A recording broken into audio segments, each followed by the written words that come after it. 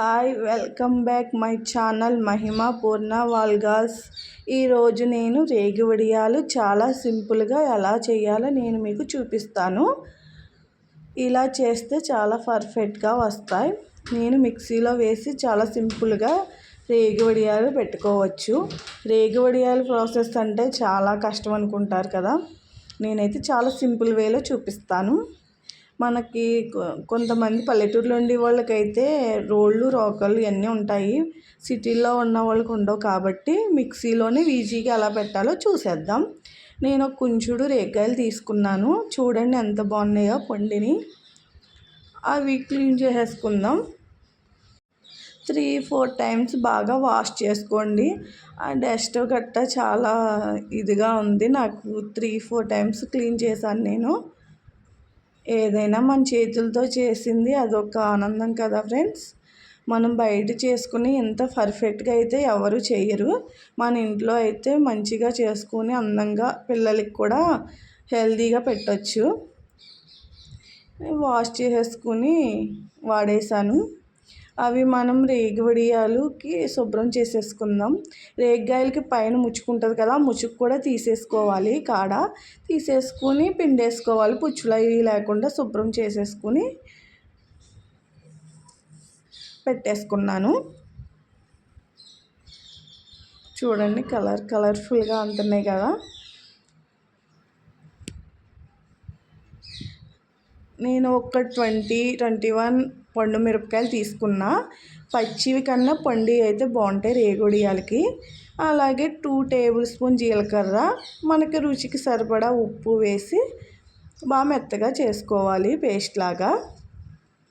నేను 2 కేజీల బెల్లం తీసుకున్నాను. మాకు తీపి ఎక్కువ తింటుంది మా అమ్మాయి. కొంచెం తక్కువ కావాలన్న వాళ్ళు 1.5 కేజీ వేసుకుంటే సరిపోద్ది. నేను పండు మిరపకాయల పేస్ట్ కూడా మిక్సీ పట్టి వేసేసాను. పండు మిరపకాయల పేస్ట్ వేసేసాను. తర్వాత మనం బెల్లం కూడా అలాగే మిక్సీ పట్టుకుని వేసేసుకోవాలి.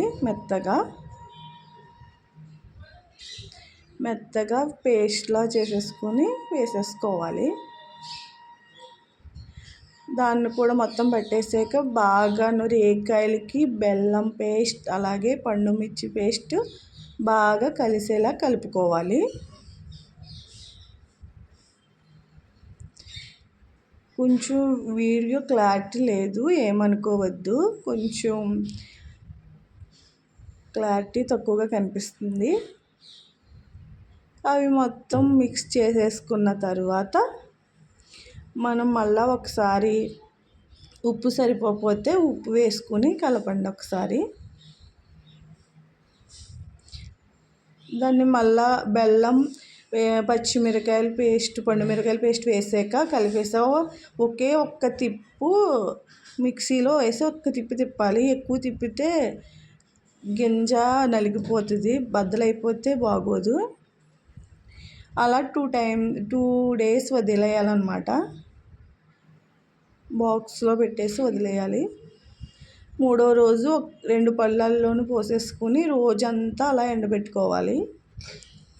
మనం అలా రోజంతా ఎండబెట్టుకున్న తర్వాత వడియాలను పెట్టుకుంటే మన్నాడు వడియం మనం ఎలా పెడితే అలా ఉంటుందన్నమాట. మనం వెంటనే ఇవన్నీ ప్రాసెస్ చేసేసాక వెంటనే పెట్టేస్తే అది పాకుపోయినట్టు అయిపోద్ది. మనం ఇలాగా పెట్టుకుంటే పర్ఫెక్ట్గా మనం ఎలా పెడుతున్నామో అలాగే ఉండిపోద్ది నిలబడి.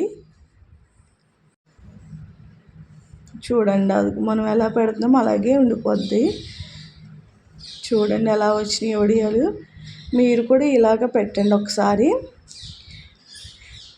నేనైతే క్లాత్ మీద పెట్టాను, మీరు మామూలుగా కవర్ మీదైనా పెట్టుకోవచ్చు. ఒకసారి తీసేసుకున్నాం, ఈజీగా వచ్చేస్తున్నాయి.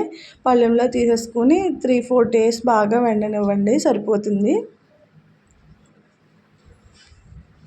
వడియాలు అవి పర్ఫెక్ట్గా రెడీ అయిపోయాయి. నేను బాక్స్లో వేసి స్టోర్ చేస్తున్నాను. మీకు కలర్ చేంజ్ అవ్వకుండా ఉండాలంటే ఫ్రిడ్జ్లో పెట్టుకుంటే ఎన్ని రోజులైనా అలా ఎర్రగానే ఉంటాయి. ఇలా మీరు కూడా ట్రై చేసి ఎలా వచ్చినాయో నాకు కామెంట్ చేయండి. Thank you for watching. Bye bye.